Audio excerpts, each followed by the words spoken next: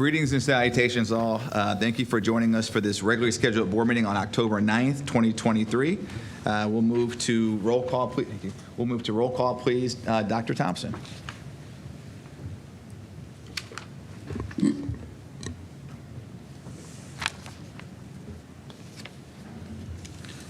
Mr. Alexander. Present. Ms. Autry. Present. Dr. Hall. Aye. Ms. Jackson. Present. Mr. Perry. I'm here. Mrs. McKittrick. Is absent. Dr. Molnar. Present. That is 6 present, 1 absent. Roger that. Thank you, sir. Appreciate it. Next we'll move to 1.2, the Pledge of Allegiance. Dr. Molnar, will you lead us in the pledge, please? Pledge allegiance to the flag of the United States of America and to the republic for which it stands, one nation, under God, indivisible, with liberty and justice for all. All right. Next, we'll move to community and/or school reflections. Open the floor. Ms. Jackson. Thank you, Mr. President. Since the last time we have met, I had the pleasure of visiting North High School with Dr. Banyo, who has a practice in West Akron. And he is an immigrant from Kenya, Africa. And he was very passionate about going to North Hill because of the large immigrant population, to talk to them, to share a little bit with them about his story as an immigrant and the opportunities that he has had here in America. And so because North also has the medical pathway there, we met with the junior and seniors that were available during their lunch period, and it was a great meeting. Mr. Effinger and Mr. DeFalco were really great in assisting us with that to make sure students were in attendance. Students asked some really good questions, and they were really engaged and interested in other opportunities that may be available for them. Many of the students, which I thought was interesting, some of the young ladies were asking about shadowing opportunities with Dr. Banyo, and one young lady I spoke to, she expressed how she likes nursing, but she thinks if she has a shadowing experience, maybe can spend some time with nursing, it will help her better determine if she really wants to commit to that. And so Dr. Banyo has opened up his clinic for them to shadow and to volunteer. But I also believe that as part of our pathways, that I think, Ms. Culver, is that opportunities, because it seemed like that would be something that would be an opportunity for students to shadow that are in certain pathways. Okay, because this was a junior, she was unaware. And there was a couple of them that were asking for this opportunity. So again, this is when I talk about our pathways and our students really knowing all the opportunities that are available to them so that they're maximizing them. But it was a great great kids, clearly great programming and instructors, and so it was a very, very good visit. Additionally, I was able to, if you guys recall the last board meeting, we had the teacher that came and presented to us about the discomfort of the classroom and the stools that have yet to be rectified. So I went into the classroom so that I can see in real time the situation, and I took a picture, too, for my board colleagues and treasurer, if you want to take a look at them, because it's completely unacceptable that has not been rectified when we know environments must be conducive to learning, when we say that we are striving for academic excellence, and when we talk about equity. So I'm saying this on a mic because I don't know if that could be revisited, but the stools are like this high. And if this is the table, it's no way for students to comfortably sit in the stools and be instructed. Teachers, and I just love teachers who are innovative and creative and try to make things work. But I think we're at a time, even in this district, that teachers shouldn't have to try to make things work when they're doing their best to teach their children learning. What's the confusion, Mr. Thompson? Trying to figure out if there's a request that was put in for those stools in a way. Yes, as I understand it, and she addressed it, she gave a very detailed presentation. You might want to look back at the minutes or the meeting because the request was put in. She went through all the proper channels. As I understand it, was told there was nothing that could be done. So I thought someone would have followed up because I just went Friday. And Yeah, so it does need to be looked at, because in the pale of our budget, when we go to finance meetings, it's a very insignificant amount, and so I would think that needs to be addressed So we'll- expeditiously. Roger that. So, so per our policy, we'll assign to the superintendent, the means of following up Okay. on that request. But thanks for bringing it I think back that was up. great. Buildings, very nice and clean.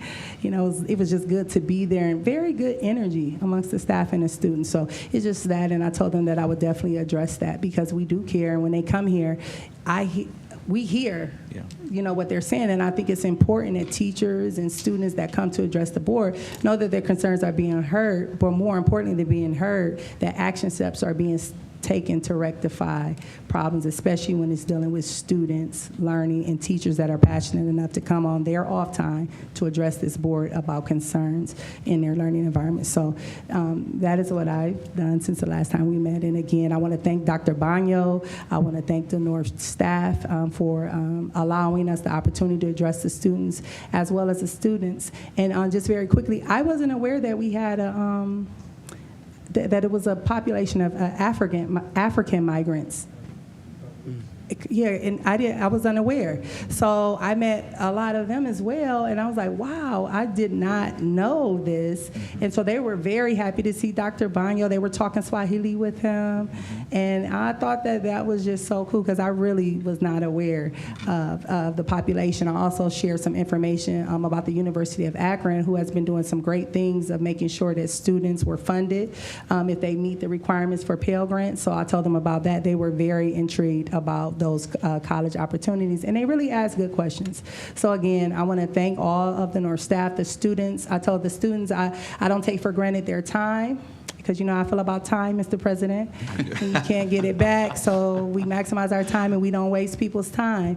And so I told them I appreciate them taking the time out to hear this, and I wanted them to know that I'm their board, I'm a board member, and I represent them and their interests, and that I'm here for them. And since I took them from their lunch period, I had pizza and chicken delivered to them today to kind of try to make up, because I needed them to know I value your time.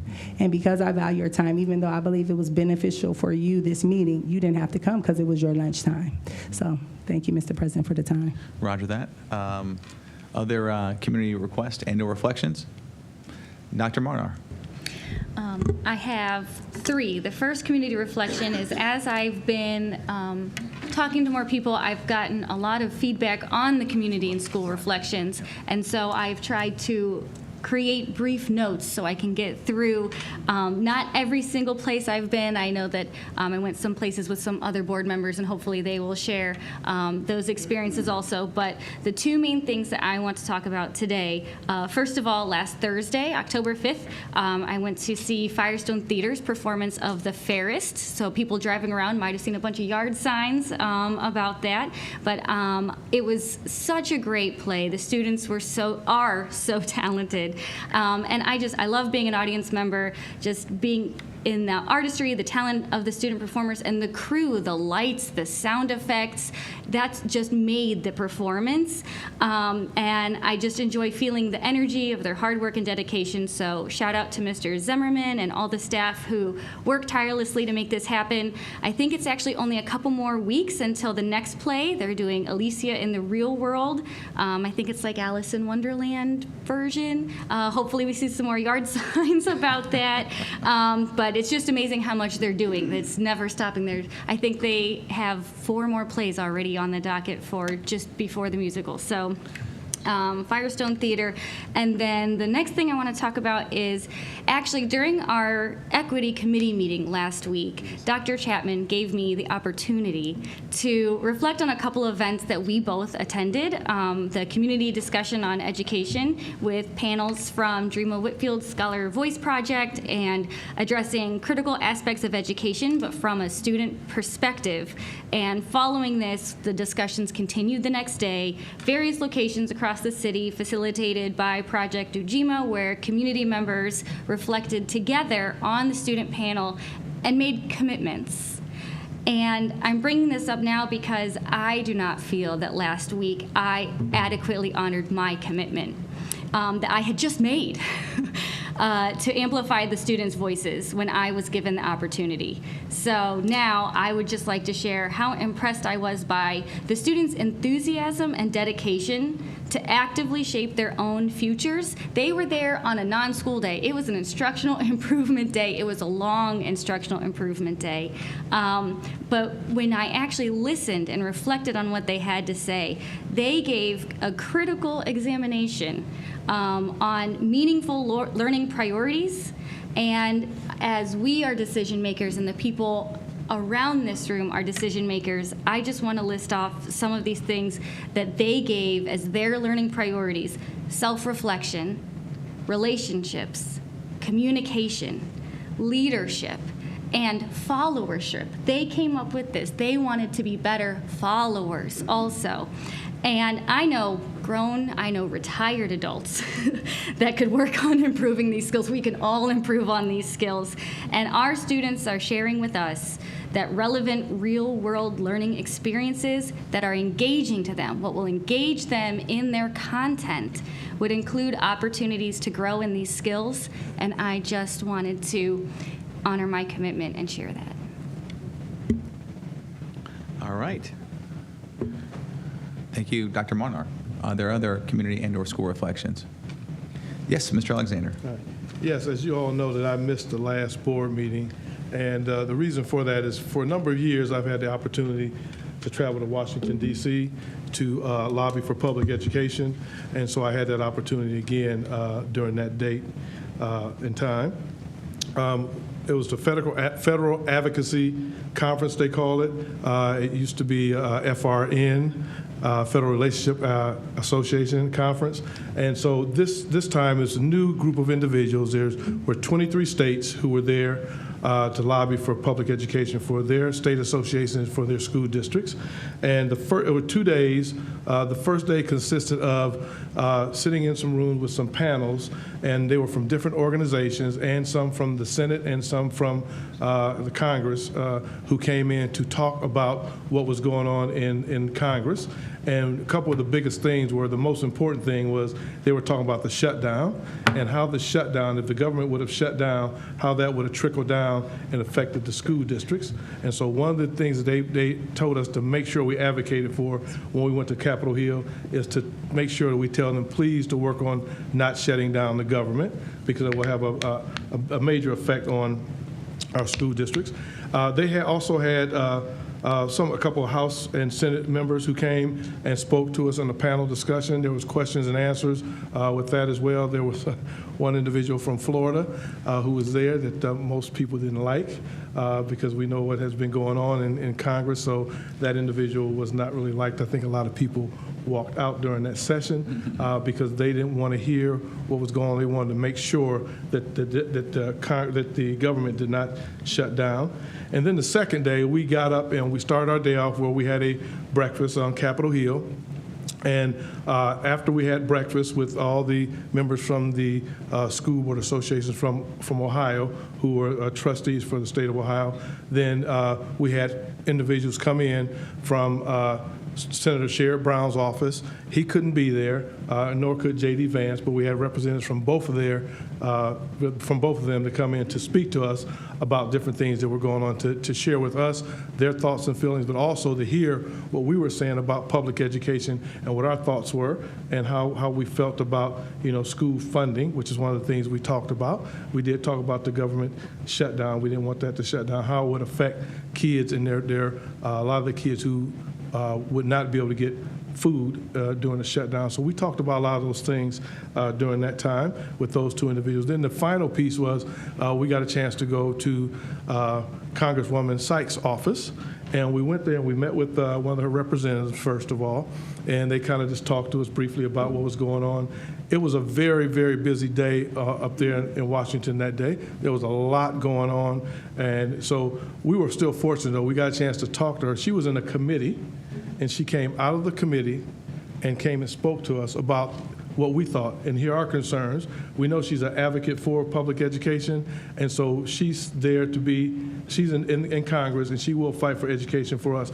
I got a chance to talk to our superintendent as well, and he gave me some points, bullet points that he wanted me to express with her about our district in particular, so we got a chance to do that as well. I follow with her with an email, and we will be in contact on a regular basis to make sure that she continues to fight for public education. I know she will fight for public education. She's from Akron Public Schools, and so she is a very good representative. We probably have, I'm going to say we have the best congressperson in Washington right now, and Congresswoman Sykes, so thank you. And also one other thing, yesterday I went to Phillips Chapel CME Church, and our superintendent was the speaker, and he did a very good job bringing the message. I think he may have missed his calling of being a pastor, but he did a very good job there. And also, I asked him, I think I want to be his agent because he can sing too.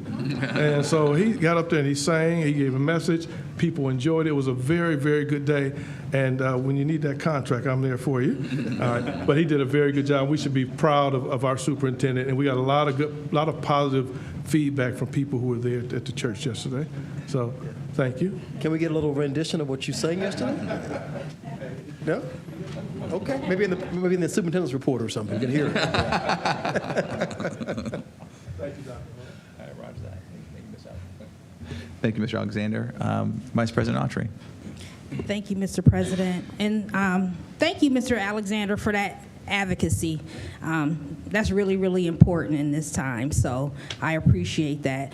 Since we last met, I had the privilege to attend the Love Akron Awards. It was the 12th annual, I guess this was the first time it was a luncheon. And it was just a pleasure to be there. It was a packed house at John S. Knight, and all of our scholars from the locker room experience were there. And for those not familiar with that, that's just another segment of our scholar voice, and they're athletes from each of our high schools who make up the locker room experience. And our very own North High School locker room experience team was awarded the Next Generation Changemaker Award, and so they should really be commended for the work that they're trying to do to improve their environment over there at North High School.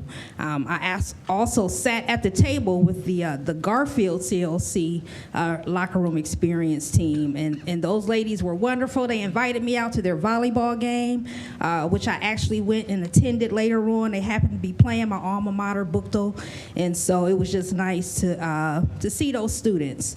And Buchtel won. She was getting to that. I actually wasn't going to mention that because they should all be commended, but it was nice, and they were so surprised to see me there. They're like, we saw you early this morning, and here you are. And so speaking of Scholar Voice, I also, along with Dr. Molnar, attended the Community Dialogue on Education that was sponsored by the NAACP. Our scholars were very articulate. They just kept it real, as they say. And those are things that we need to hear as adults, as teachers.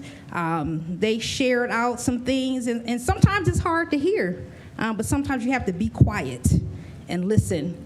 And so some of the things that those students shared that they appreciated about teachers, they appreciate when teachers decorate the classrooms for the different holidays because it shows effort that teachers care and want to stimulate them. They appreciate discussions that happen outside the classroom in the hallways when they're just sharing their humanness and their humor. And so they like seeing their teachers at extracurricular activities. That's something that they notice and it matters to them. And then some of the things that they shared that were kind of like, ouch. But again, we need to listen. They want the opportunity to mend relationships if they've been punished in ISS or suspended when they come back. They mention that specifically.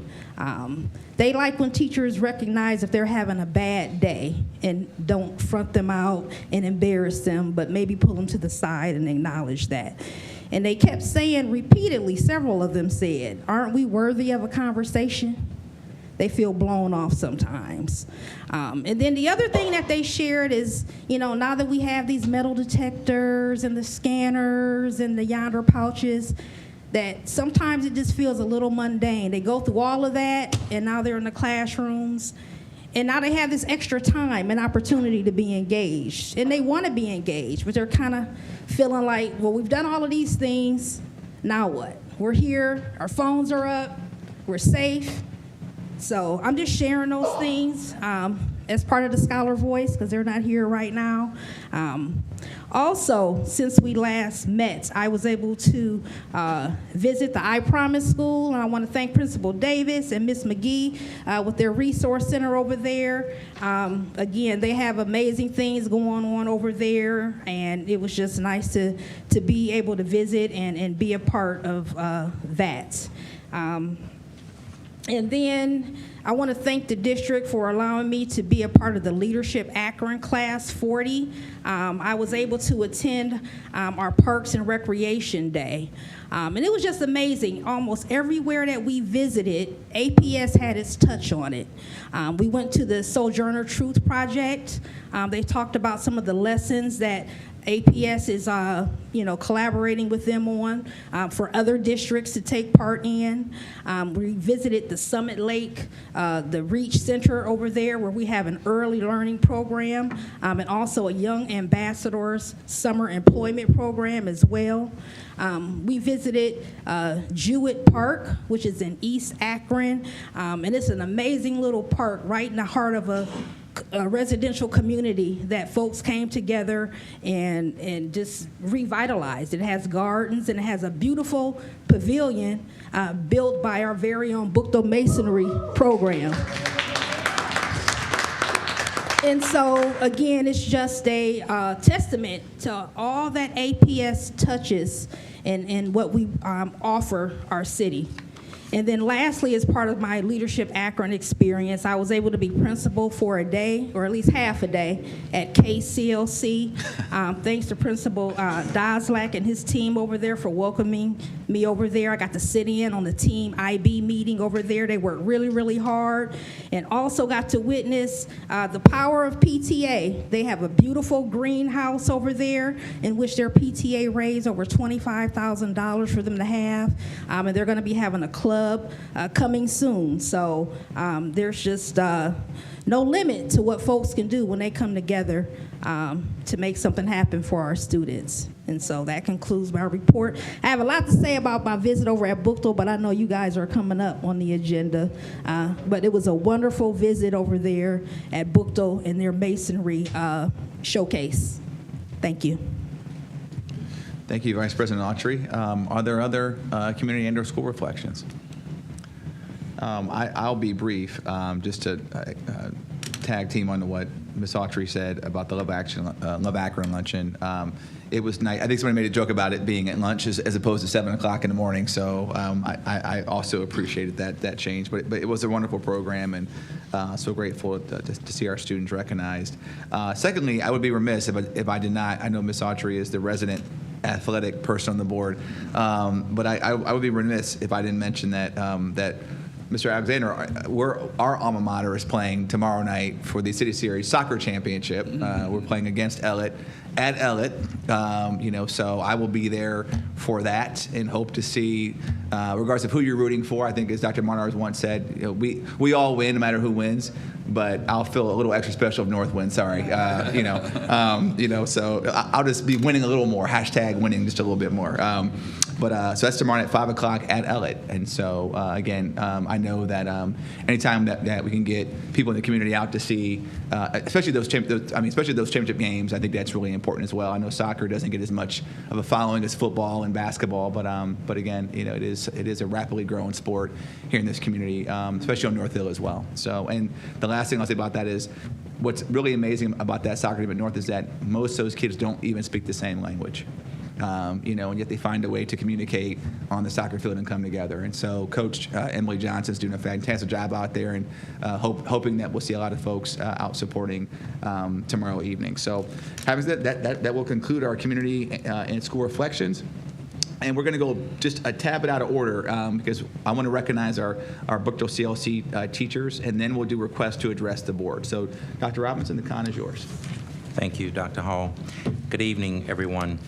I will be visiting schools throughout our district on a weekly basis. And what you're going to see videos around feature teacher, and we will eventually be doing feature staff member. And I think we have a video. Yep. Ready? Yes.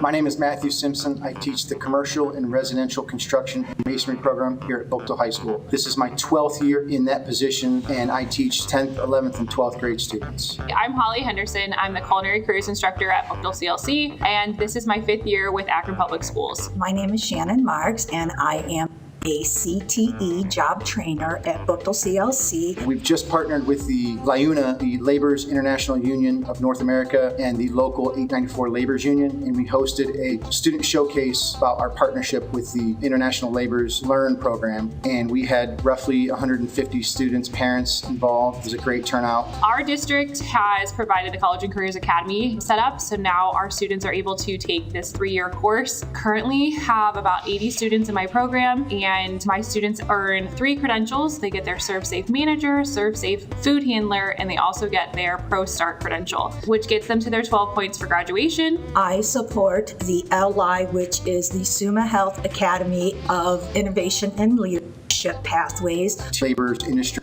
which would include concrete, scaffolding, forming, we do surveying and level work. We have at least 1 catering event a week. My students are learning about food safety, menu planning, and menu design. A lot of my students are really interested in opening their own businesses, whether it's restaurants or a different kind of business, but this kind of sets them up for what they need to look for in marketing, cost control, and then also SWOT analysis. Mainly, I spend my time in the kitchen because this is a commercial kitchen that the students do work in. So as a safety, I'm there as another set of eyes, and I support the teacher and the students in whatever way possible. My name is Elise. I'm currently a senior at Oakdale CLC. I'm in a culinary career. I've been in the program for 3 years now. I have my self-serve manager certificate. I'm usually a sous chef in the kitchen. A sous chef is like when you're making sure everybody do their job right, just walking around making sure everything's together, cleaning up. I picked this pathway because I started off cooking at home and I was watching different videos and decided I wanted to be a chef, just something I was interested in. My name is James Walker.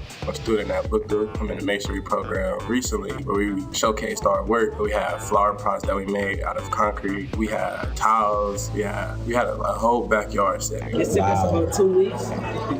Coming in, getting dirty, bringing clothes, get dirty, shoes, get dirty. Every block that's standing here right now, we had to reform by the pack. I learned a lot in masonry. Carpentry skills, I did build bed frames for kids, brick wall. I've been on internships at VisMed, the landscaping company in Ohio. It's a really big one, where they do a lot of construction and work on $1 million homes. Simpson, my teacher, he has his own business. I want to be like him. But he offers his students side jobs and to come work with him and have a very good experience. I think I want to do that because I could learn a lot, like electrician, and start my own business and expand it and learn from others. This guy here was the projects. We talked to the company that he worked for last week when the students went to the job fair at Summit County Fair. We talked to Joel, and Joel talked about how they had to have him on his job. He's still there. It just made me proud.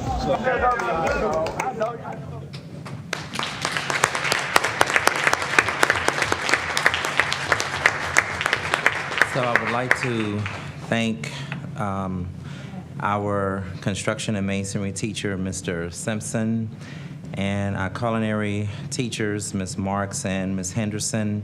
Certainly want to thank Ms. Edwards as well for supporting them and the work that they do. And so stay tuned for our feature teacher videos that you will see coming up very soon. This just happened to beat the first ones that we did, but we just want to say thank you to them. And so I'd like to recognize them, if they can please come forward. Ms. Henderson.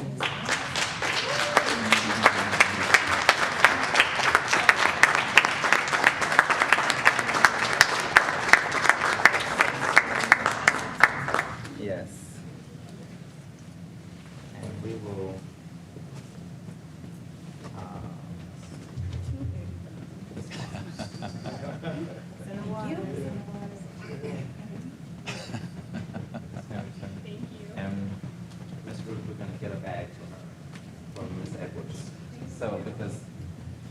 coordinated, ran around, put all this stuff together. So, and the kids prepared the meal. I didn't get a chance to eat.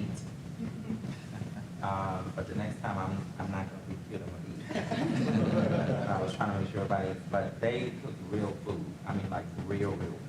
And they were catering, they were managing the whole entire process. And so I just can't say thank you enough to all of you for the hard work that we did each and every day. Our kids need that. They need you, and we appreciate you. You know, that we wanted to make sure that people knew that right at the 10:40, right? Am I saying it correctly? All right. But at 10:40, this is what you can expect. Productivity, efficiency, effectiveness, and higher esteemed professionalism. So I just want to say thank you.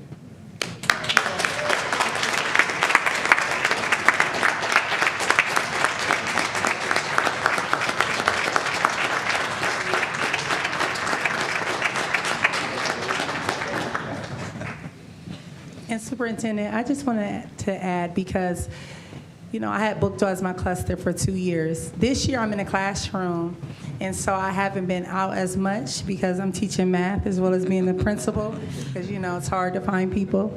But, so I haven't been out as much. But I really want everyone to know that this group of individuals are the real deal. I have come to Booked so many times, and Bailey Brand was one of your students. Jason, isn't it Jason Bailey? Yeah, and they have multiple kids who I met who are entrepreneurial, just as she said in the video, but loved you, loved the program, were excited. And when you talk about student efficacy, you could see that that's something that is strongly promoted in that department, because I came when you guys did the presentation at the zoo. You were like so hyped up for your kids, and they were excited. So and I know we say this, but this is real. And you guys are putting your blood, sweat, and tears in this work. You guys, your students did work at my building at Emmanuel Christian Academy, some tuck point more in the glass block work. Phenomenal work they did.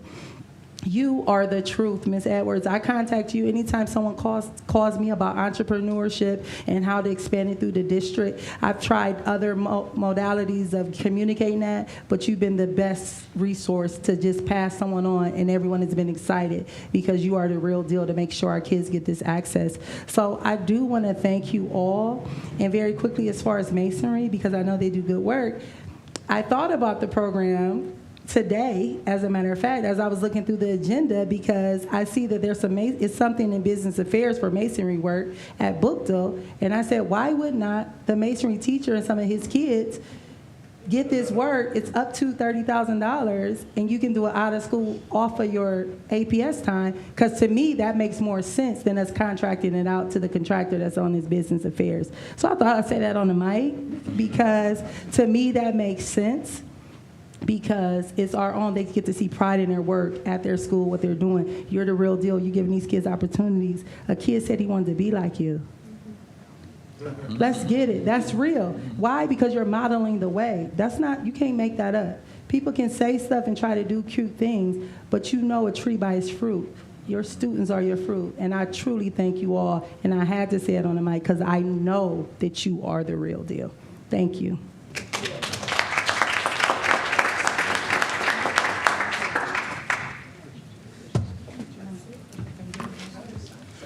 I just wanted to acknowledge that, because oftentimes what we hear and read and hear on the news sometimes may not be always the most positive, and they have a job to do too. But I want people to know that if your child is a scholar wanting to come to APS or is a scholar in APS, certainly please take the time, go by and visit the schools, see the great things that are happening at Booked High School, because they are doing some great and phenomenal work there.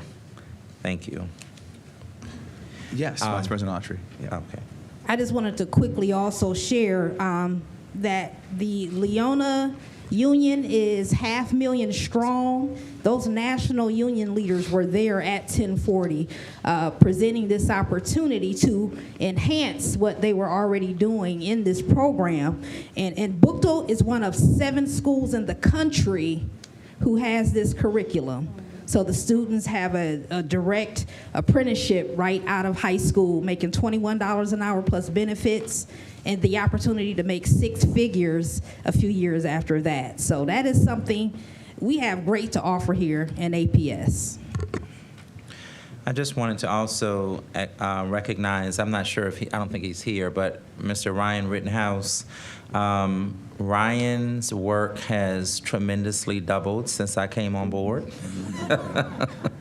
I'm not surprised. But he does some phenomenal, and I mean phenomenal work. So our APS Matters videos, the video that you saw done this evening, and so many of the other videos that we have here, we have high-level professionals that work in our school district. Outside of their professional world, they do this work. So I just want to recognize him because oftentimes you never see the people behind the work. But it's not me doing it. It's not us doing it. It's usually people that you never see or hear about. So we want to acknowledge them and thank them. All right. Thank you, Dr. Robinson. Appreciate it. So next we're going to pivot back to request to address the board. And I think we just have one this evening. Reverend Dr. Walker.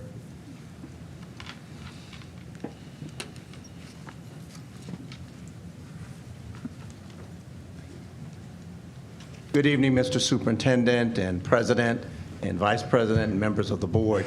And since I'm the only one, that means I've got plenty of time. I know the rules and regulations, especially being in this place that I'm reminded of so many things.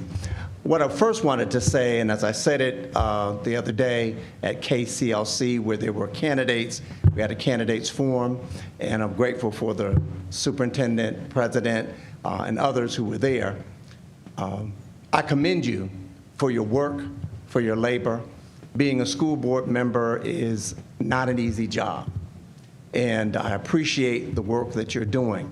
I may not agree with every decision, but I understand you make decisions based on information that you have. So I encourage you to continue to do the wonderful work you're doing. Today highlights what I wanted to speak about. I'm APS proud. You've already highlighted some of that wonderful work, and more will be highlighted in a few moments, and so we appreciate that. One of the key things that was stated in the candidates forum, we've got to find a way to market all of this goodness, all of these wonderful things that we do, so that we can be competitive in the things that we're doing. Brian James Family Foundation, the I-Primer School was already emphasized by Mrs. Audrey, the wonderful work. Dr. Campbell, Mrs. McGee, and all those things that are being done. The IB program and the Firestone cluster, in which my granddaughter is a student. We've already talked about Buchtel and masonry. I remember years ago going into that class and sharing with the work. And one of the things, the problems that was highlighted there was our 16-year-old students could not receive driver's license. We were trying to find a way to get them driver's license so that they can go to their apprenticeship, so they can move forward and gain that $21 an hour plus more later on. I'm not sure if we had any headway in that area, but if not, that's something we need to continue to look at.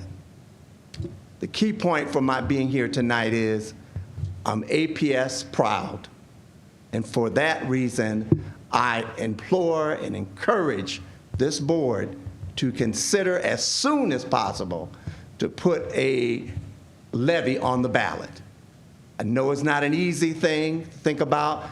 Mrs. Molinar mentioned in the forum, will this community support a levy? And I thought about that and I said, can we afford not to?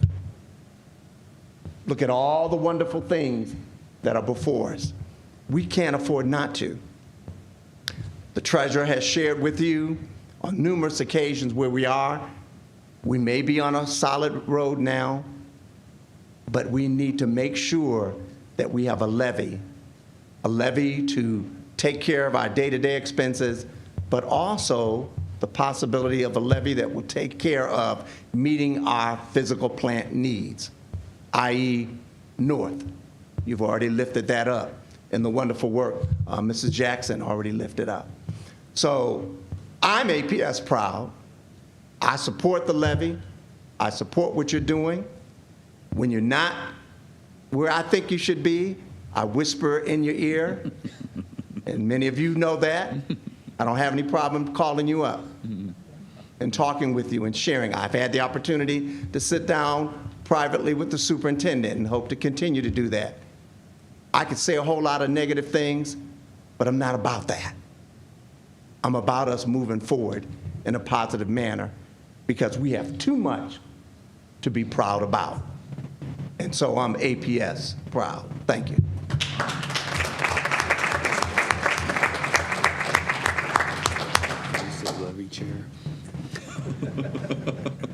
And that was our former board president, 20-year board member, the person for whom this room is named after. Thank you, Reverend Dr. Walker, for your comments tonight. They are so appreciated. And next, as you rightly mentioned, we have more recognitions that we are going to move forward to. Dr. Robinson. Thank you, Dr. Hall. Beginning fall of 2021 school year, Akron Public Schools Math and Science Department received starter grants for $8,000 from the High Schools That Work Ohio Network to support 8 schools with Army Education Outreach Program, OEOP. Junior Solar Sprint. We're excited to announce winners at the National TSA Conference this past summer during June through 28th through July 2nd, 2023 in Louisville, Kentucky. Now I will turn it over to Dr. Katrina Halassa, our Science and Health Learning Specialist, K-12, who will introduce our Helen Arnold CLC guests of honor. Thank you, Superintendent Robinson and President Hall and distinguished board guests for allowing me to speak about the AEOP Solar Junior Sprint Car Program. Today, it is my pleasure to introduce our gifted and talented teacher, Stephanie Lippiet, who has been working on this project since the onset of 2021. And her team. Please approach our wonderful podium with your team.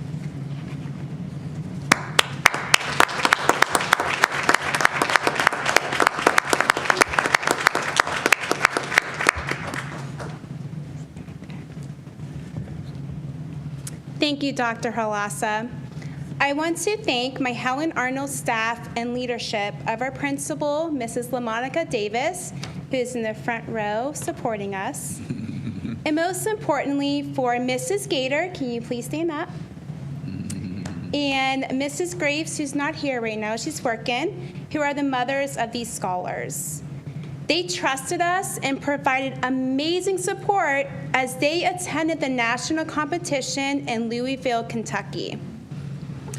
I wouldn't be standing here today without our 2022-2023 fifth grade scholars, Trini Gator and Kadarius Gray, also known as the team Hot Cheetos and Takis.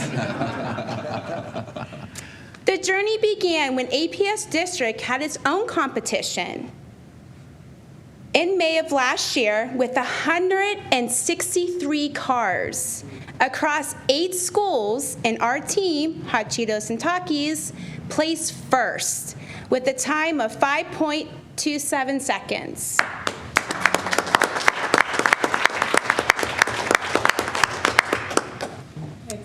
Then we went to regionals in New London, Ohio, where we maintained our ranking of #1 among 24 cars, 14 schools in 7 districts across Ohio.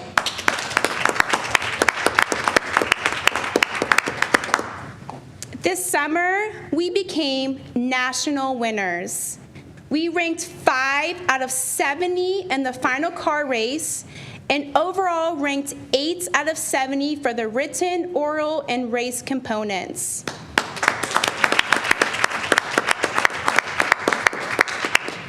So, what does this mean for our scholars? That hard work really does pay off, and anything is possible. 5th graders. That's right. Crazy. What an accomplishment, as we are the first team from Akron and from Helen Arnold, the hub, to make it to the TSA national competition.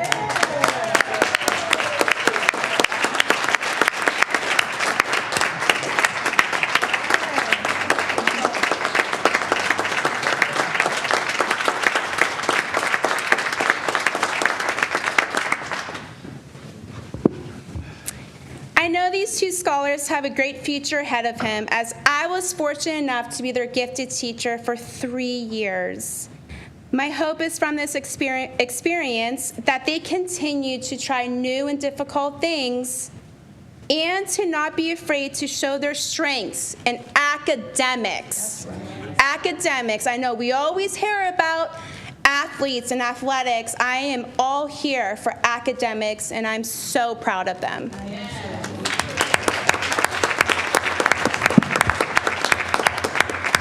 Thank you, scholars and families, for trusting us with your scholars. Here is a small token of appreciation from myself and Jonna O'Neill and the science coach from our own Don Drum again, which is an Ohio ornament because you represented our state of Ohio in a national conference. You are truly kind, smart, and amazing young scholars. My hope that this will be noted, just like our unique opportunity of the number of Governor's Awards last time, that our scholars are achieving in all areas. And it doesn't mean a standardized test. It's the application that counts the most. Thank you. Thank you for being a leader. Thank you for making a better future for us in the future. And also, Miss LaMonica, please come on up. Davis, don't be mad at me.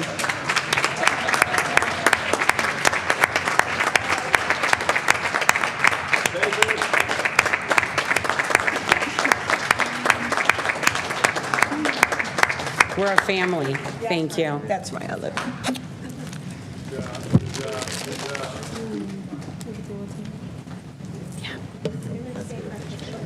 Go ahead.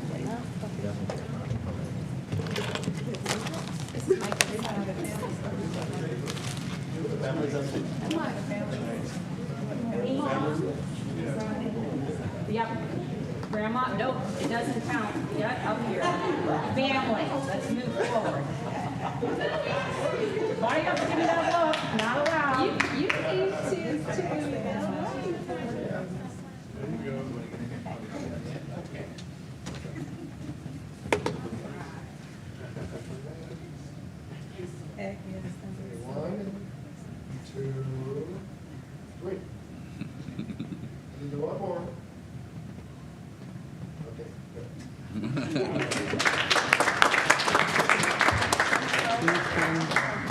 Oh, that's what happened. I'm done. I messed it up. Oh,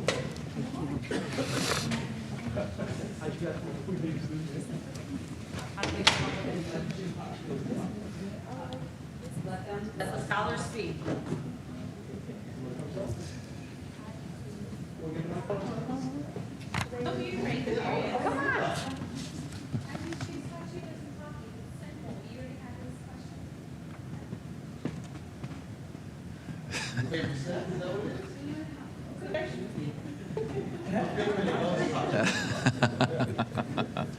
Awesome, good job.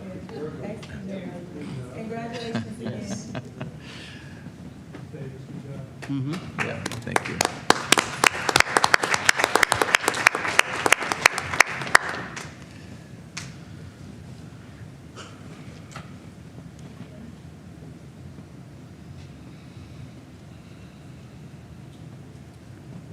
Give him a second. Thank you.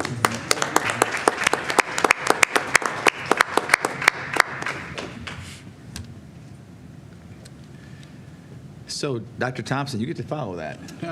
So next we move to communications. This is our levy update. So for board members that have their computers, the slides are on here in case the angles are bad. Otherwise, we'll turn things over to Dr. Thompson. Well, thank you, Dr. Hall, members of the board, Dr. Robinson. Before I start, I would be remiss if I didn't admit that I suffer from post-traumatic stress disorder.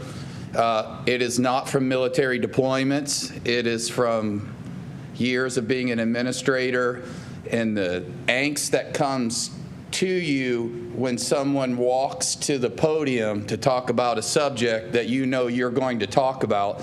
But Reverend Walker, I think it'd be remiss not to say what class and the way you conduct yourself and handle yourself. And it was a perfect segue into my presentation. We did not talk. We did not time this up. But I do appreciate just how you always conduct yourself. So thank you.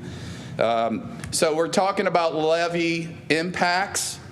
And so before we move into the actual levy impact, I just want to remind you of the base assumptions, which were reviewed again today, actually, with Forecast 5 to make sure before we head to Chicago, which is tomorrow, for our ratings presentation with S&P, where Dr. Robinson, myself, and Todd Adkins will be presenting our financials to S&P in order to acquire our first, I believe, rating, just like you would get a credit rating, just like you would your own personal credit rating. School districts also are required to have those if you're going to assume any type of debt.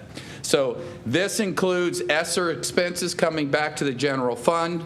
Those reductions that Dr. Caver and Mrs. Outley worked on includes reductions on the closure of Firestone Park in the ELPs. It's updated revenue based on our most recent conversations regarding property values and state aid. And remember, we've talked about this, I know, but I don't think we can talk about it too much. And that is property values went up 22%, which increased people's property taxes. But again, because of House Bill 920, the school district did not receive additional revenue, even though other entities did, but public education did not. So I think that's really important to note. And as a result of that, also, we're viewed by the state as being wealthier as a community. And the net result of that is when they calculate the formula for state funding, we see reductions as a result of that. 5% increase in commercial values, which is, again, higher than what we would have estimated. It assumes the declining student enrollment continues, 30 million supplant back into general fund of ESSER dollars. These scenarios are the same, repeated throughout the scenarios that I will show you.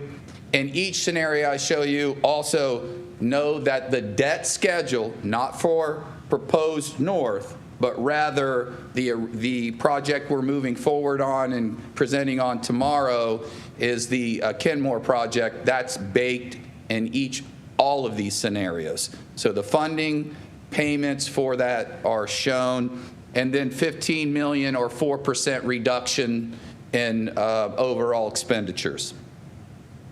So that's our 5-year forecast that you've seen. This is the 5-year forecast that we will be presenting tomorrow, Wednesday in Chicago. And that gives you, if you look across the bottom, that's the ending cash balance. It says with levies, but it is not with any new levies. Existing levies is what that means. Existing levies, not new levies. So it's 104 million, 88 million, and you can see across. So we stay in the black, which is very positive through 2028.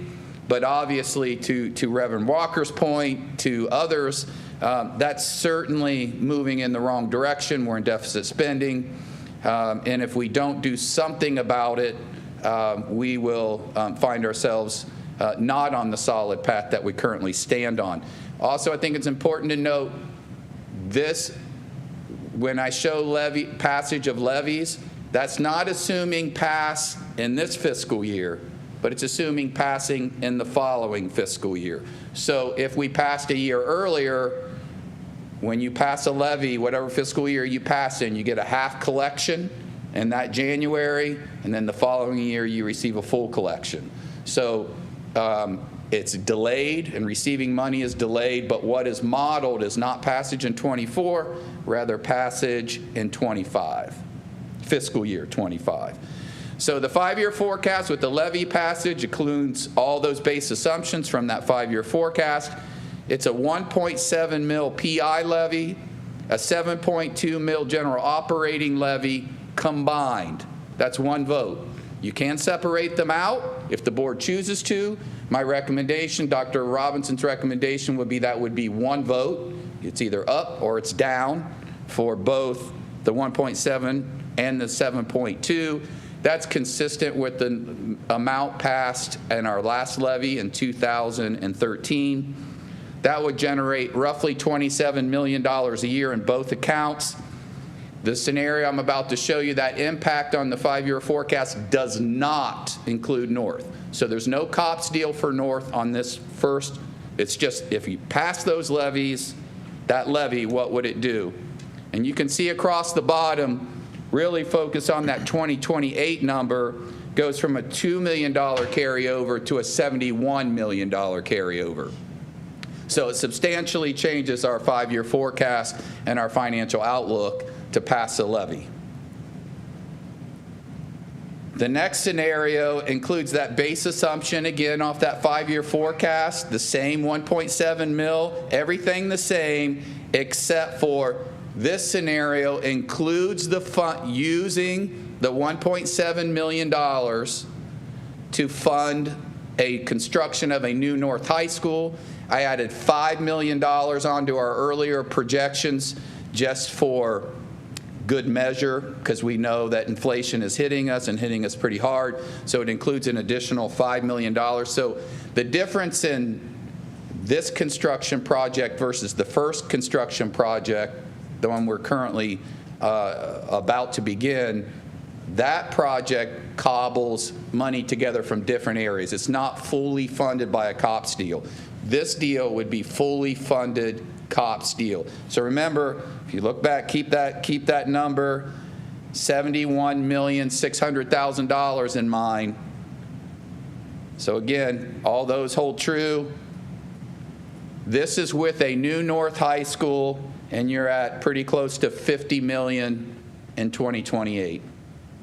If we were to use that dedicated PI money, and that PI money would be continuing, meaning it's in perpetuity, which it would stay, those dollars would be earmarked to fund that COPS deal until that COPS deal was completely paid for. So I just thought it'd be important for you. The board had asked, they wanted to see these numbers. Dr. Robinson and I worked on these numbers to present to you. And really, that's the information that I have. Obviously, a levy in March is a possibility. The caution that Dr. Robinson and I think would share is that we have $548, I believe, in our account for a levy when we normally might spend as much as $250,000, and we have a short window. But that's not to say that if the board chooses that we couldn't move forward. I know someone who, after tonight, I might call for assistance. I don't know if any of you can think of that individual's name, community member in the room. But anyway,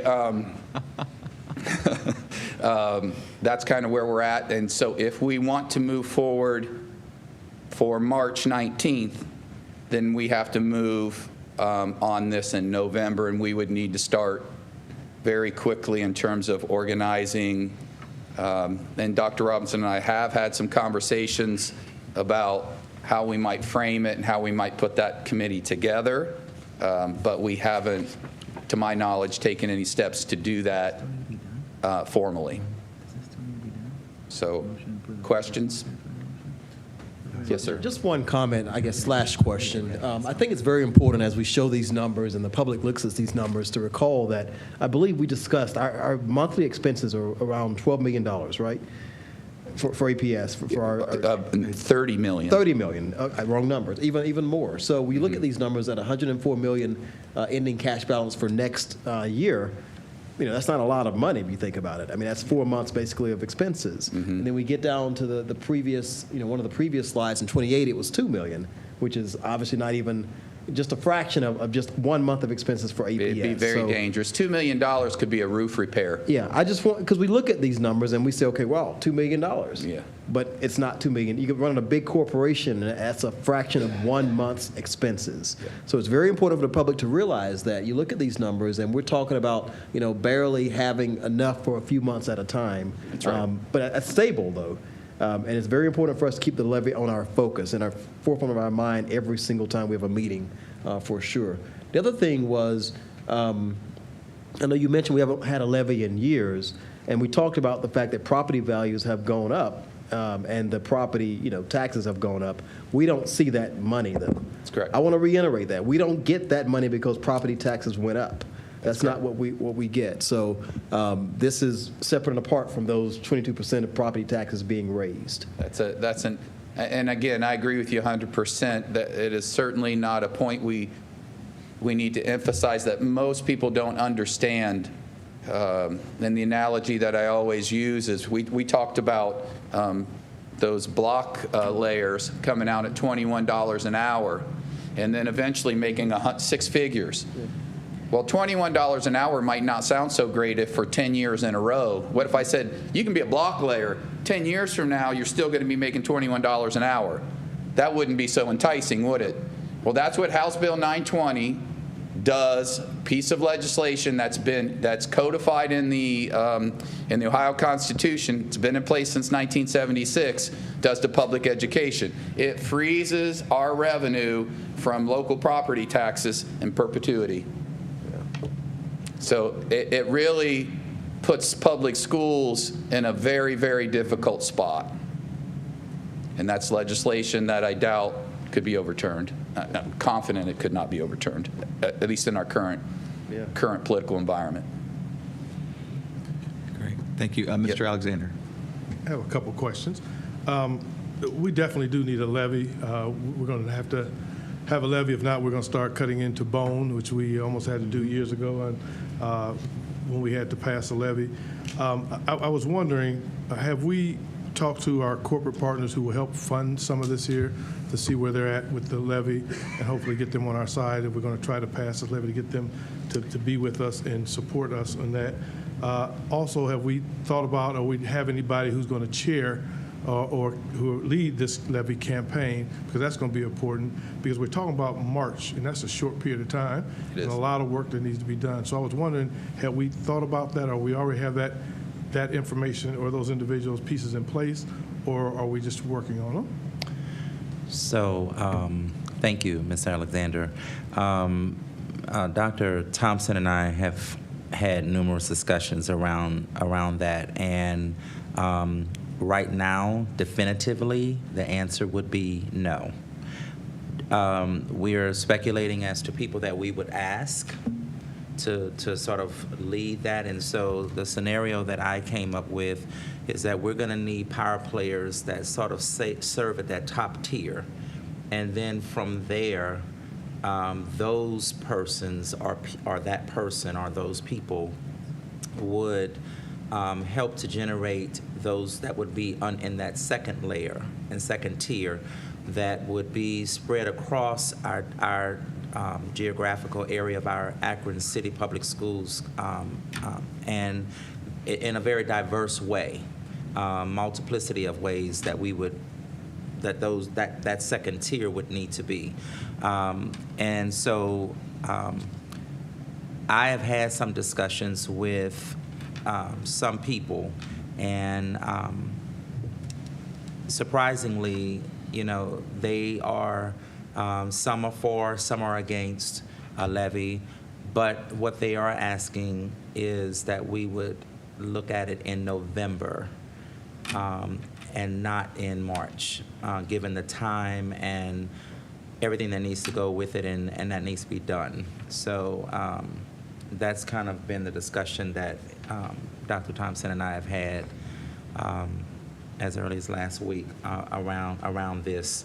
And so I think that for me, I don't think that we should be pursuing it in March. I think it would be great for us to do it in March, but given the time and everything that takes to make this happen, and we don't want a levy that's going to be put on the ballot and fail. I think if we really took the time, engaged the community, because we're going to need our community from every facet to support us. I really believe that more of our community would support us based on how we go about this. And so I want to do it, we both, Dr. Thompson and I both, we want to do this in a way that we will mobilize, galvanize our community in this, because at the end of the day, this is going to help our scholars, and it's also going to be a benefit to our community. And so names are dancing around, but nothing definitive has been done as of today. But we do have people that we have on the list. Right, okay, good. Because the reason I asked that, I mean, just going back for history and the galvanizing campaigns, we started a lot earlier because you need to get people in line. You need to get those people in the community who are going to be your top layer, as you say, first of all, to get them in place so they can deal with the second layer and deal with that, because it's a top-down when it comes to a levy process. And we want to make sure we do it, because it costs. It costs some money. You can't just say we're going to put a levy on, just put a levy on. You got to have the money there, and our partners are going to have to be there to help us. If not, it won't work. So I just wondered, about that. When you said March, that was kind of quick to me as well. And I thought, I don't know if they will be on our side at that point, but it's just something, a question to ask to make sure that we're ready for it, and so that we can pass a levy, not just have it and fail, because that wouldn't be too good. Thank you. Yeah, let me comment on this too, if I may. With regard to our partners, some of them may not be supportive of a levy at this point in time. My suspicion, though, is that part of that is tied to the short turnaround time, the short porch, if you will, to get this done. Nobody wants to try to throw money at something that you just don't really have a realistic time of organizing properly for, because I don't believe any of our partners want to hurt our kids. And so I think when the time comes and we're properly organizing, I have full faith that all of our main partners are going to be 100% on board in supporting our kids, because we know what happens to districts that don't pass levies, right? And we know the deleterious impacts it has on not just graduation rates and programming, but the impacts it has on employment rates and crime rates and property values. And so any self-respecting citizen of the city, that wants to keep Akron beautiful and on the rise is going to support a levy. Having said that, I know that there is the political component of all this, and another thing I had said to Dr. Robinson kind of offline was, when you look at March, there is a presidential primary in March, where there's a lot more action on one side of the ledger than the other. And not to get overly political in this seat, but we know that folks of a certain political persuasion tend not to support levies, and so that's the active side of the ballot in March, and so again, I think all the more reason to give us more time to properly organize, and to get adequate and to get prepared, and because we know that November is going to be much more of a reasonable turnout for folks who tend to support levies. And again, Having said that, I'm not trying to paint with only a broad brush. There are people of different persuasions that do support levies, but I'm talking in very, very general terms. So, anyway, I would concur with Dr. Robinson and Dr. Thompson. I think that as much as it'd be nice to have March as a trial balloon to kind of see where you stand, I really think you're just setting it up for failure in March without having the proper planning. And we certainly don't want the negative publicity that goes along with a levy that doesn't pass or fails in flamboyant way, right? So yeah. Mr. Johnson. Yeah, and that was my point too. I mean, because you got to have time to prepare for these levies, and if you don't have that time to prepare for them, then we are setting ourselves up for failure. Mm-hmm. And I don't want us to set ourselves up for failure. I want to make sure that we're a solid ground, have things in order, so we can pass this levy. Because I don't want our kids to fail. I mean, I definitely don't want anything to happen with our kids. And when we don't pass a levy, it's going to affect our kids. It's going to trickle down into the classroom. And I don't want that to happen. So I want us to make sure that we are sure that we're ready for it and we have our ducks in order. March is very quick, and it's only a few months, but we have close to a year when we wait until November. So, well, I guess what I'm saying, maybe November might be the best time to do it, not in March. Roger that. Other thoughts, comments, questions? Ms. Autry? Thank you, Mr. President. So I just actually just wanted to reiterate that what we've had on display here tonight at the board meeting, all of these wonderful students, programs, everything that we're doing, and those who might be listening, when they hear these discussions about the levy, I don't want regular, ordinary folks to feel like they don't have a place in this. I know we rely heavily on our partners, but it's actually the students and the families that I want to make sure are activated, because that's who we're serving. And so they do have a role in this as well. I'm looking forward to getting out on the road so that we can answer any and all questions that they might have and debunk any reasons why they feel like this district doesn't deserve the support of a levy.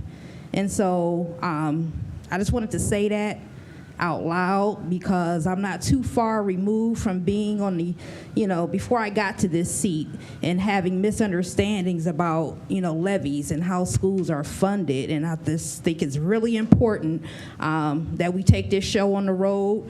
I'm definitely in favor of making sure that we prepare well and take the time to organize properly. And just, I implore our partners as well. This is not simply we don't have the money or we need X amount of money. What we need is just the folks who appreciate what we have to offer to come out and continue to support. If we want to continue to see these things that were on display this evening, we have to come out and show that we appreciate what we have. It's ours. So that's what I wanted to share. Thank you, Vice President Autry. Are there other reflections, comments? All right. Thank you, Dr. Thompson. Okay. Next, we'll move to item 4, approval of the previous meeting minutes. Is there a motion to approve the meeting minutes from 9:25? I so move to approve them. Okay, it's been moved by Mr. Perry. Is there a second? Second. It's been seconded by Vice President Autry. Is there any discussion? Hearing and seeing none, roll call, please. Dr. Thompson. Dr. Hall. Aye. Ms. Jackson. Yes.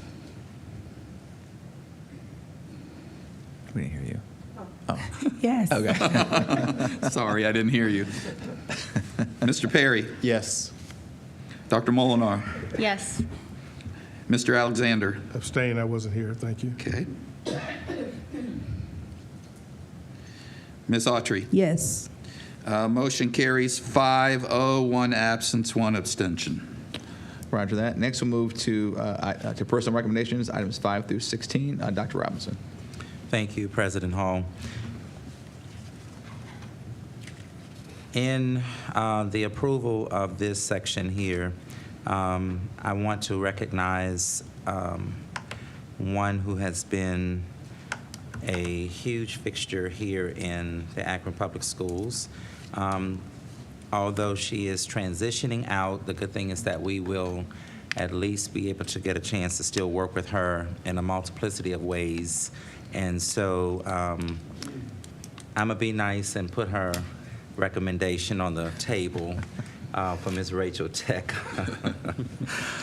But she's put her resignation in today, but she's going to be still working with us through another entity even closer. So she's still going to be protecting our scholars and working with us continuously. But I wanted to make sure that we recognize her and thank you for your contribution, although our time has been short. But I do appreciate what you've done thus far. And so she's going to stick around for a few more weeks in transition to make sure that we are in good hands. But I just wanted to make sure that we acknowledge you and thank you.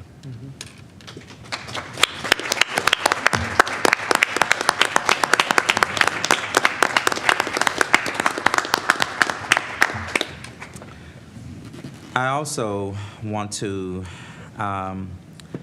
note that we had a staff member who passed away, John Lingale, July 21st, 1965 to October 6, 2023. Mr. Lingale received a Bachelor's of Science in Education from Cleveland State University in December of 1994. His area of concentration was multiple handicaps, K-12. He then went on to earn a master's degree in instructional technology in August of 2000 from the University of Akron. He was hired by Akron Public Schools in August of 2001. He taught students with profound disabilities in a multiple disability classroom at Goodyear Middle School until 2010, until the school closed. He next taught students with these same disabilities at East Middle CLC. He had a passion for his students and their families, and he enjoyed playing the guitar as a way to engage with his students. The staff at East CLC said Mr. Lingale, his patience with his MH students is only surpassed by his compassion. He provides every opportunity for his students to learn about life and academics at their level of need. What a fine addition he was to the staff. His fellow staff at East Middle CLC will remember him as the middle school track coach who always supported middle school athletics. He made popcorn on Fridays as an award for his students, so every time we smell popcorn, we will remember his kindness and dedication to the students at East and APS. At this time, I wish to recommend the approval of the personnel recommendations presented in categories 5 through 16. Thank you, Dr. Robinson. Is there a motion? I move to approve. Okay, it's been probably moved by Mr. Perry. Is there a second? Second. It's been seconded by Ms. Jackson. Is there any discussion? Something. Yeah, I just want to note that this wasn't noted anywhere in the paper, but another employee of Akron Public Schools, Mrs. Alder Chapman, had passed, and they had her funeral today. She was worked for Akron Public Schools for 35 years, helping our kids in a number of ways, and she also helped me when I was younger to get myself engaged and get myself acclimated to working in the workforce. So I wanted to put that out there. And also to congratulate Mrs. Teresa Godomsky, who is retiring. We worked together at Central Howard High School for a number of years. She was very good, loved the kids. Kids loved her there. And she also came to work for me at Summit County Juvenile Court in the detention facility to work with our kids with their academics to give them some support in our support program that we have for those students who are housed there. So I just wanted to bring those two things up. Thank you. Thank you, Mr. Alexander. Is there any further discussion? Okay, hearing and seeing none, roll call, please. Dr. Thompson. Ms. Jackson? Yes. Mr. Perry? Yes. Dr. Molnar? Abstain on 5.3, yes on the rest. Mr. Alexander? Yes. Mrs. Autry? Yes. Dr. Hall? Aye. Motion carries 6-0 with the exception of 5.3, 5-0 with one abstention. Thank you, Dr. Thompson. Next, we move to approval of resolutions and motions in the consent agenda. Dr. Robinson. Thank you, Dr. Hall. I wish to recommend approval of the resolutions and motions presented in Category 21. They are in proper format, and I move for their approval. All right, thank you, Dr. Robinson. Is there a motion to approve the consent agenda? So moved. And I do want to note, I should note here that there are 5 board policies included for first reading, as I recall. Yep. Okay. So properly moved by Mr. Alexander. Is there a second? Second. Seconded by Mr. Perry. Is there any discussion? Hearing and seeing none. Roll call, please. Dr. Thompson. Ms. Jackson? Yes. Mr. Perry? Yes. Dr. Molnar? Yes. Mr. Alexander? Yes. Mrs. Autry? Yes. Dr. Hall? Aye. Motion carries 6-0. Thank you, Dr. Thompson. Next, we move to business affairs recommendations. Dr. Robinson. Thank you, Dr. Hall. I wish to recommend approval of the business affairs recommendations presented in Category 23. Is there a motion to approve the business affairs recommendations? So moved. It's been moved by Vice President Autry. Is there a second? Second. It's been seconded by Mr. Alexander. Is there any discussion? Yes, Ms. Jackson. Part of my discussion is titled, I kind of talked about it a little bit earlier when we were talking about Bookdo Masonry. Item 23.3 for Coon Restoration and Sealants Incorporated to do work at Bookdo. So my just question is there any reason why we wouldn't consider to use our students and their teacher to do the work, and why we would use the outside company? Thank you, Ms. Jackson. I'll defer that question to either Dr. Robinson or Dr. Thompson. I don't believe Mr. Boxer is here, so I would like to take that. Oh, or Ms. Folk. The Mrs. Folk. One and only. The one and only.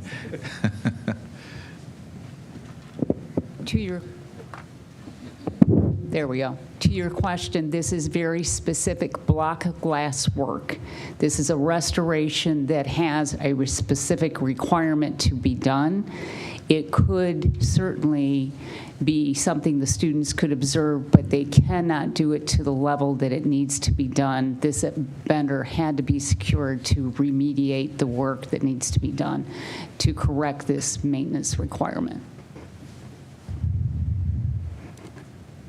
Okay, and just for clarification, so the masonry teacher, I guess is my follow-up question, was he contacted to confirm that he was not certified or had the skill set to do said work? He was not, because this is very specific work, and we had to go out and secure a vendor that was required to meet those certifications. His is a training program, and this is a block action that needs to be put the block glass together correctly in order to meet the safety and installation requirements. Mm-hmm. Yeah, I read it. It said a qualified masonry restorative vendor, right?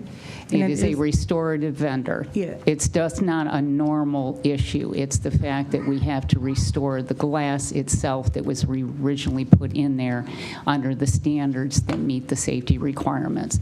It took us a while to find somebody that could actually do this work. So that's what so I think you answered my question. So it's a specific certification that's needed up under the masonry. Yes. It isn't that they couldn't watch him do it or learn from it, but it is a requirement to meet the replacement. Yeah, that's all I wanted to know was the teacher, because the instructor does this professionally. It's just like a journeyman. Students can become journeyman carpenters or masons by working under a master mason. Yes. Which may have a certain credential. That's the only reason I was asking, because if the teacher had the credential, that's why. That's all I wanted to know. Did we check to be sure that the teacher did not meet the qualification? I think you answered that it's hard. It's a specific qualification, so there's a listing. Yes. Okay. Thank you. You're welcome. Thanks, Ms. Folk. Appreciate it. Are there any other questions or comments? Any further discussion? Okay. Hearing, seeing none. Roll call, please. Dr. Thompson. Mr. Perry? I vote yes. Dr. Molnar? Yes. Mr. Alexander. Yes. Mrs. Autry. Yes. Dr. Hall. Aye. Ms. Jackson. I'm abstaining on 23.6, yes on the balance. Is that no on 23.6? Did I hear that? No, I said I'm abstaining from Abstaining, I'm sorry. 23.6, Thank you. yes on the balance.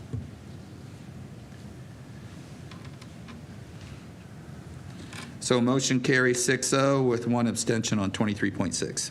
Okay, thank you so much, Dr. Thompson. Next, we move to Superintendent's Report. Dr. Robinson. Thank you, Dr. Hall. October is a month of many recognitions.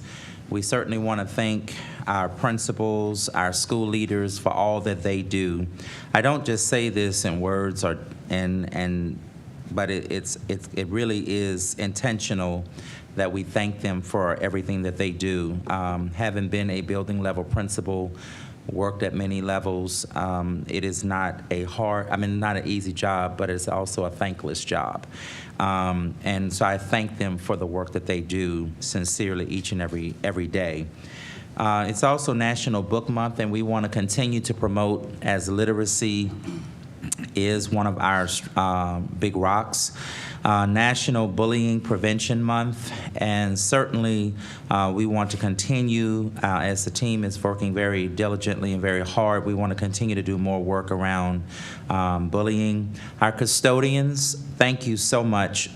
We did send out something to them, but I just want to say thank you to them again. They really and truly keep our buildings clean, and they work very hard.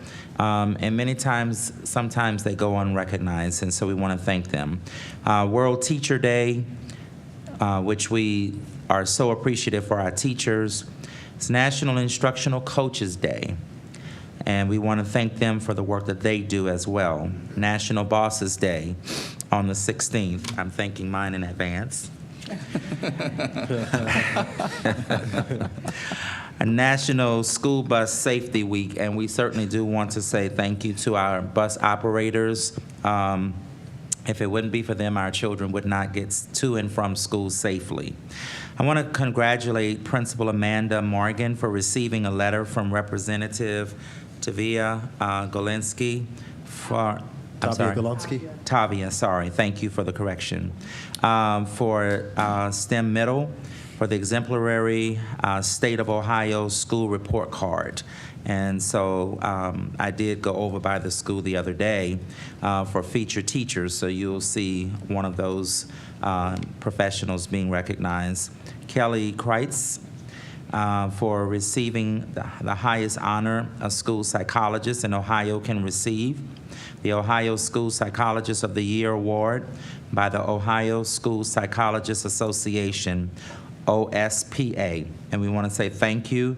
I am not a school psychologist, but I do know the work that they have to do, and trust and believe that they have a lot that goes into the work that they do. And so I want to just really thank our psychologists.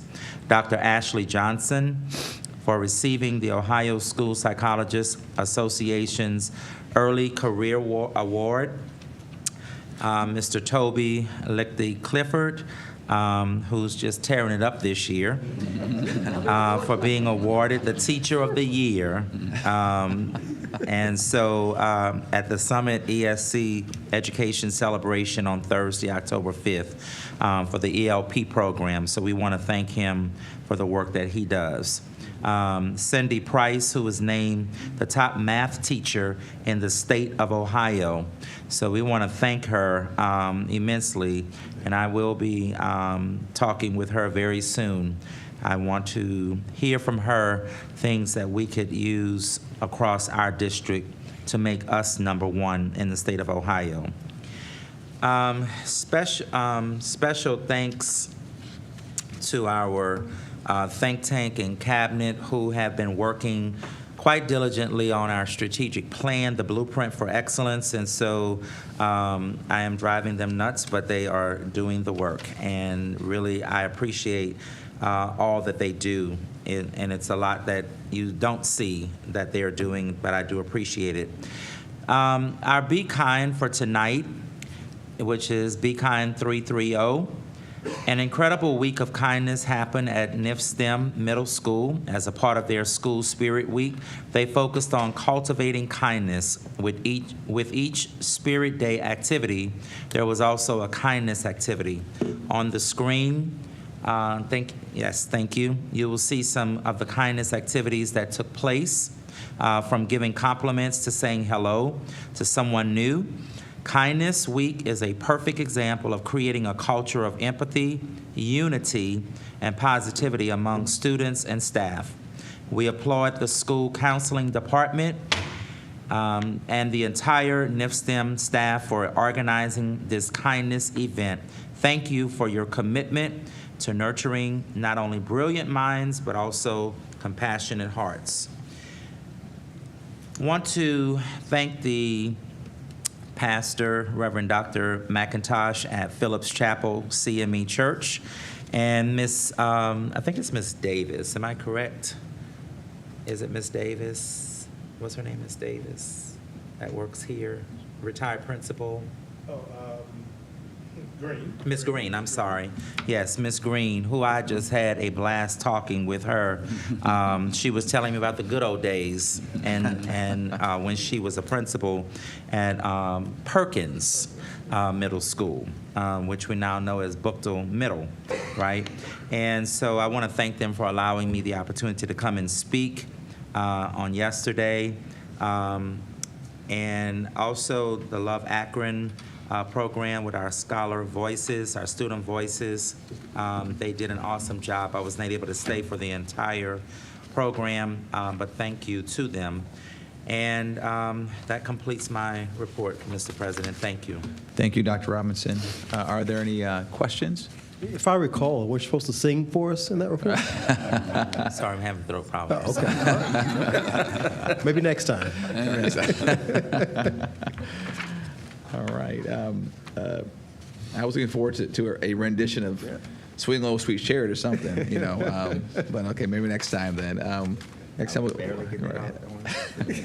next time, Mr. Perry, we'll get some salt water that he can gargle before we ask him to sing. Okay.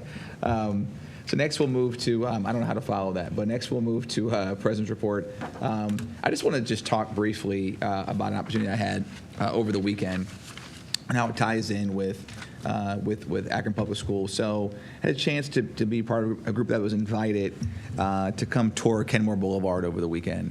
And the point of the invitation was to provide folks with an opportunity to get up close and personal with the many businesses that serve on Kenmore Boulevard.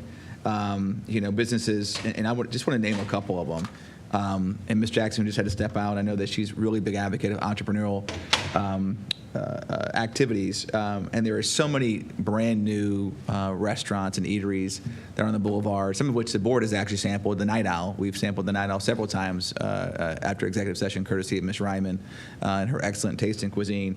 And getting to hear the stories behind some of the proprietors of these establishments. The Night Owl story was very, very fascinating. Again, I won't have the time to recount it here tonight.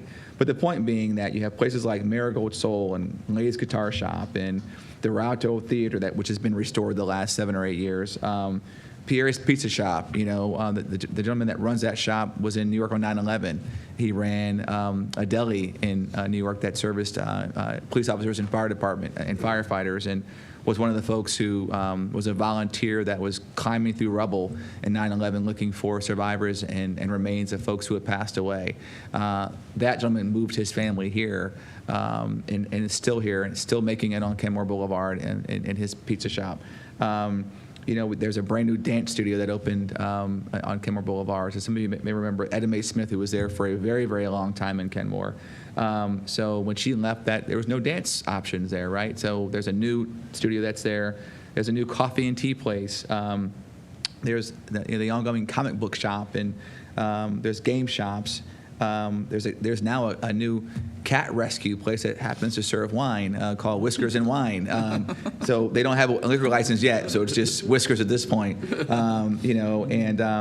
You also have a couple clothiers, Ethnic Race and Just a Dad from Akron, which is now a ministry out in Kenmore. And without fail, as I had a chance to talk with these proprietors and kind of hear their stories, a number of them that are struggling, and they've seen their business decline quite a bit since we closed Kenmore High School. Right there, it sits right above the boulevard. Hundreds of students that traffic, and the parents and the teachers that would shop at some of those shops and have lunch there. And some of them, they are so thankful to this board for passing resolutions to put Miller South and Pfeiffer out there, because some of them are just scratching to hang on, until that school is built and that traffic comes back. There was one of the shops I talked to. The gentleman was saying that he was, wanting to open an ice cream shop, but that when we closed the school, that plan went away. Would have been on the boulevard as well. And so, and you talk to these owners, and I won't put their business out there completely, but you get to ask them, well, what is your yearly revenue, and what has it been since we closed the school? So there's a lot of struggling folks out there that are trying to make things work in Kenmore, and it really gets to the larger commentary that as a school board and as an organization, the decisions that we make here are not just about our individual P&L. It's about how we impact. There's a very real community and economic impact and people impact when we close schools. And so I know that we have a lot of tough decisions to make in the next several years about schools and schools that may be closed. But one of the things that I want to sort of challenge this board and this administration to continue to think about is how do we take into account the fact that we are a part of a larger ecosystem, that impacts multiple folks' livelihoods. So I just want to share that because I know that we discussed, closing Firestone Park. And if you look at Firestone Park, there's a lot of businesses in that Firestone Park area as well. And so while I know we don't question the need to close that school, we also want to be compassionate and think about, well, how do we partner with the community to repurpose that building? There's somebody else that comes in, that maybe uses the space. Does it become a historical landmark? But again, thinking about how do we, in a very emotionally intelligent way, engage with the community around Firestone Park, and how do we. And how do we message the Kenmore community too about the timing of the things that we're doing with regard to, enhancements or timelines with regard to the construction in Miller South and Pfeiffer. And then last but not least, I know one of the major sort of thematic elements of a lot of the commentary we've heard over really the last few months is that we have to do more to tell our story. And that starts with, how do we market what we do here? And so I just want to continue to encourage, those of us in this room to be thinking about how we can do that, because again, as we think about how we want to pass a levy, part of how we market and tell our stories is going to impact that as well, So those are my remarks tonight, and appreciate the time. And next we're going to move to, so are there any questions or comments about anything I just said? Okay, hearing and seeing none, we'll next we'll move to the treasurer's report. Dr. Thompson. No report. Okay. All right, next we'll move to committee reports, legal policy and contracts. Thank you, Mr. President. In section 28.1, we have our second reading of policy 7300, disposition of real property, personal property. So please give that consideration, and that concludes my report. Okay, so I believe that's a second and final reading, and so that's up for approval tonight. So is there a motion to approve policy 7300, the disposition of real property, personal property? I move to approve. Okay, thank you, Mr. Perry. Is there a second? Second. So seconded by Vice President Autry. Is there any discussion? Hearing and seeing none, roll call, please. Dr. Thompson. Dr. Molinar. Yes. Mr. Alexander. Yes.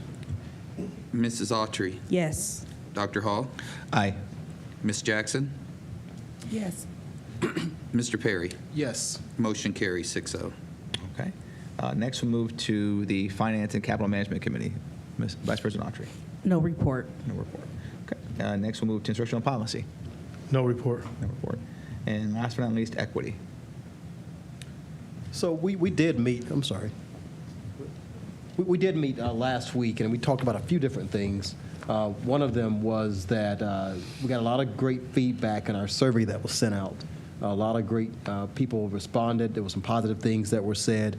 It was very, very eye-opening to hear what they had to say and to read what they had to say. We also talked about the scholar voice that we see a lot of, and I know Ms. Autry has one of the, I believe the Scholar Voices shirts on tonight, right? Yeah, you got it on. She's highlighting that for us. You know, so many of our young scholars are interested in being leaders in our schools and doing those things. And there were over 100 students that I am aware of who interviewed, you know, for these positions. They actually contacted Dreama to come back out to interview them because they had missed the interview window, and they really want to be a part of her team. So that's great to see, great to know about, for sure. There's also a Unity and Community reception coming up on October 23rd. There's a November 15th event at the Educational Service Center of Northeast Ohio, where our very own staff is going to be delivering training to other staff on equity. And I'm very happy to be a part of this committee because we learn a lot of different things about equity and equity practice. And obviously, our very own, you know, Carl leads that committee for us. She's done a great job with that. So that's my report. Thank you. Ms. Autry? And just to add, again, thanks to Dr. Chapman and team. I think to date you reported there are 611 staff who are trained. And also to the co-facilitators, Ms. Alexander Cohen, Allison Strickland, Dreama Whitfield, Yvonne Culver for being the co-facilitators and helping get this training done. One of the things that they mentioned as well is connecting equity to the core content areas and how important that is. And Mr. Perry, he mentioned the survey feedback that we looked at, and I just also wanted to mention it was a lot of good feedback. It was nice to see that the vast majority of the folks who went through the training got something out of it and reported that they got something out of it. And I'll have to be honest, I was disappointed to read some of the feedback from a very small minority who felt like they got absolutely nothing out of this 4-hour training put on by these professionals. And so, you know, in an educational entity such as ours, we should always be open to learning and to get something out of it. And to those who felt like they got nothing out of this training at all, I would highly recommend watching the community discussion around education that took place, where our actual scholars shared out their feelings about actual experiences here within the district. I mean, some of the commentary and feedback in the survey stated, oh, we're fine over here. We don't need this. I got nothing out of this. And I would just beg to differ. And we should always be open to learning. We talk about being lifelong learners. That includes all of us. And so, you know, anyone who feels like they have nothing to learn in this district after everything that we've experienced, you know, again, go to the NAACP website and watch the panel of students. And then I'd like to hear further feedback at that point. But thank you to the team for providing that education to us. Thank you. Thank you, Vice President Autry. Is there any additional question, comment, or discussion? Okay, next we'll move to, so that concludes committee reports. Next we'll move to unfinished business. I would call my colleagues' attention to Resolution 23-131. It's a resolution to approve the Second Amendment to the interim treasurer contract for the Akron City School District. So not going to read all of that in its entirety, but essentially we were amending the contract to truncate Mr. Atkins' term as interim treasurer from December 31st, 2023 to October 9th, 2023, seeing as we have Dr. Thompson as our fully installed treasurer. So congratulations to Dr. Thompson as well. Looking forward to working with you, sir. So is there a motion to approve Resolution 23-131? Yes. I move to approve Resolution 23-131. Roger that. Thank you, Ms. Jackson. Is there a second? I second. Okay, it's been seconded by Mr. Perry. Is there any further discussion? Yes, Vice President Autry. Yes, I just wanted to thank Mr. Atkins for all of his work and support throughout all of this, and then also congratulate Dr. Thompson. Thank you. Thanks. All right, Mr. Alexander, did you? Okay, all right, roger that, okay. Okay. All right, thank you, Ms. Autry. Is there any further discussion? Hearing and seeing none, roll call, please, Dr. Thompson. Dr. Molinar, Yes. Mr. Alexander, Yes. Mrs. Autry, Yes. Dr. Hall, Aye. Ms. Jackson, Yes. Mr. Perry. Yes. Motion carries 6-0. All right, thank you, Dr. Thompson. There is no new business, and we have no need to recess into executive session. So I will take a motion to adjourn. I so move. It's been moved by Mr. Perry and seconded by Ms. Jackson. Is there any discussion? Hearing and seeing none, roll call, please, Dr. Thompson. Dr. Molinar, Yes. Mr. Alexander, Yes. Mrs. Autry, Yes. Dr. Hall, Aye. Ms. Jackson, Yes. Mr. Perry. Yes. Motion carries 6-0, and we adjourn at 7:19. All right, thank you.